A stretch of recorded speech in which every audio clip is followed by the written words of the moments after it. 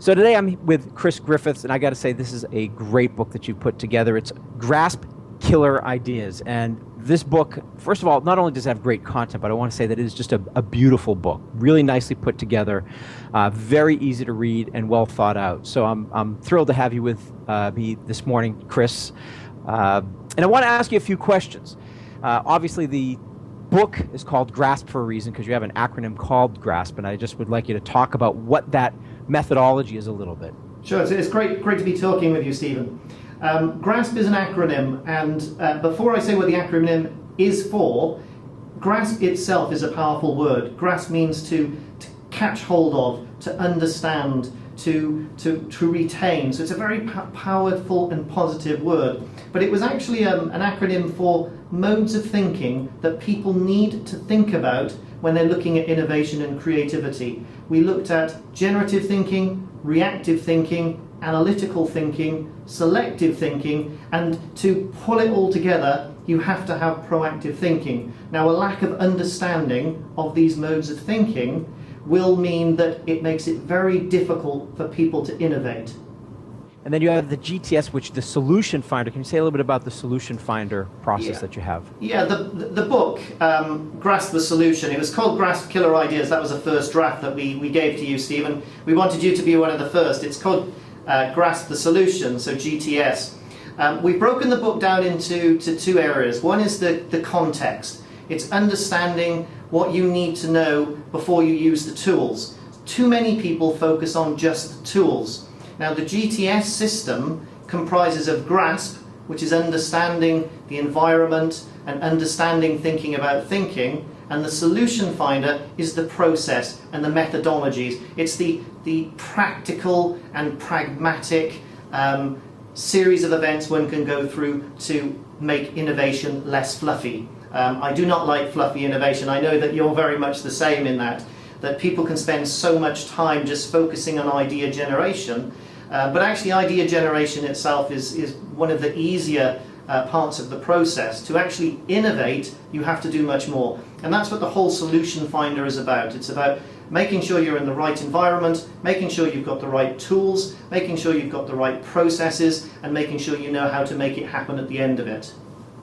So there is a distinction between creativity and innovation then. Succinctly, how would you differentiate the two? Because these are actually two overused and misunderstood words. Yeah, definitely. To me, I see creativity as being the incubator and cultivator of new ideas. It's the creation of new neural pathways in the brain that lead to a personal, original thought. Now, that on its own is not enough.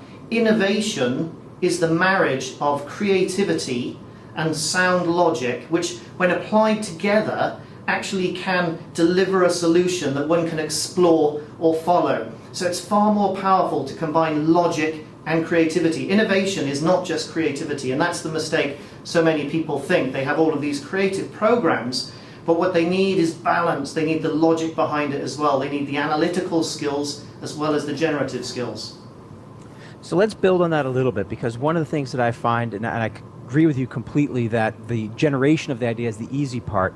It's the evaluation, implementation, and commercialization that becomes particularly difficult. And you have some very specific approaches in there, in particular on the evaluation and selection. Can you just say a little bit about that? And one thing which I like that you said is that using intuition in this process is sometimes an analytical thing, and the process of converging is still also, in some respects, a generative process. So I love those concepts. If you can say a little more about those. Oh, I mean, that's such an important point, Stephen. I'm glad that's come across.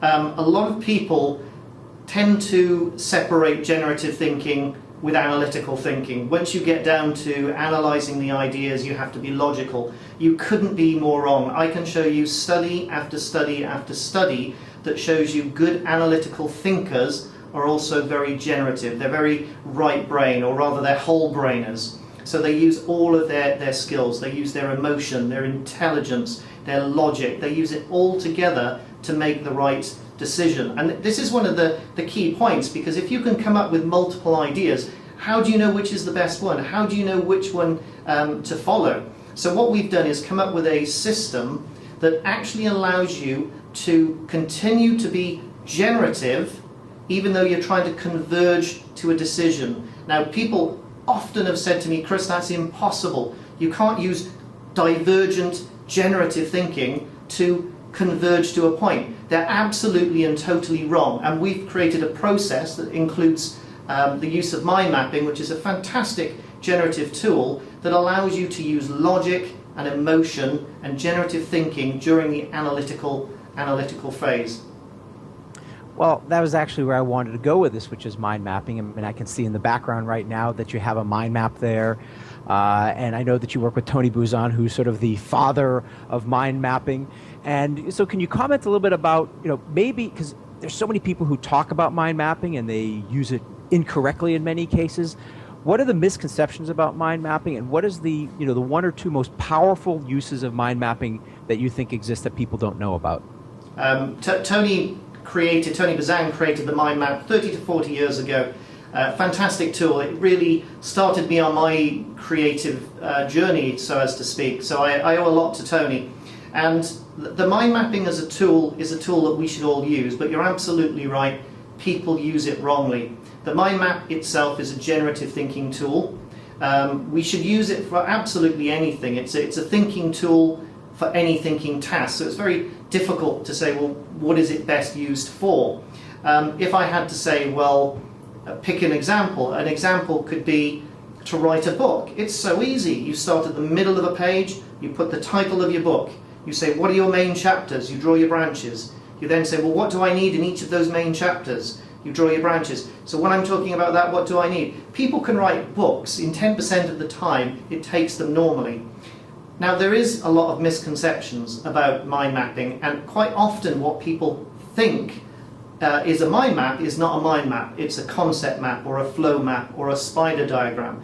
Now, they all are useful at certain points in a process.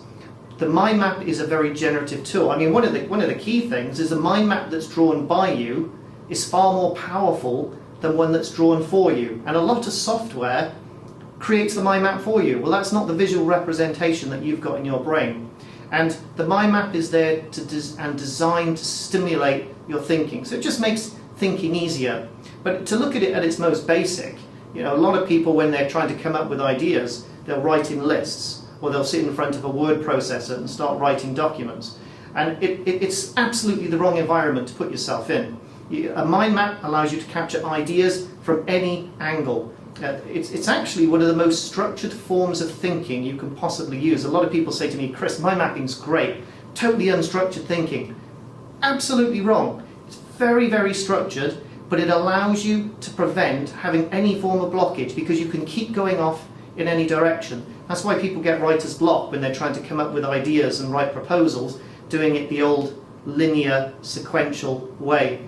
It's very, very powerful. And if people haven't tried mind mapping, they've got to try it. They're doing themselves a disservice if they don't. And that's why I use them a lot in the book. A lot of the techniques and processes that we show you how to do that using a mind map. So it's the practical application using mind maps as the device to take notes. Well, and I'm a big fan of mind mapping, and I'm also a big fan of the belief that structure actually enhances creativity, and I think that's one of the very powerful things around mind mapping. I just have one last question. I know in the book you talk about a study that you did with 4,500 participants, which shows that people sort of grow out of creativity. This is something which I've seen. I do work with kids, and kids are wildly creative. You go into organizations and all of a sudden creativity doesn't exist. Can you talk a little bit about that and just your experience with the creative process that exists in adults?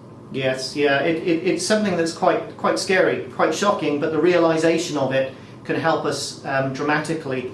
We're running an ongoing study, and we're over 5,000 people now have taken the study, and we've created the test based on a variety of creativity tests that have been implemented over the last 10, 20 years. And what we want to do is see, where is the correlation? Does creativity diminish with age? Absolutely. You know that. You write about it all the time. But which parts of the creative process diminish with age? Are there points in people's lives where creativity increases again? So this is an ongoing activity that we're doing, but already we're seeing some really interesting information. So we know that creativity diminishes massively with age. That's a given. But there are certain elements, such as the frequency and the fluency, at certain points in an adult life start to increase again. The originality doesn't.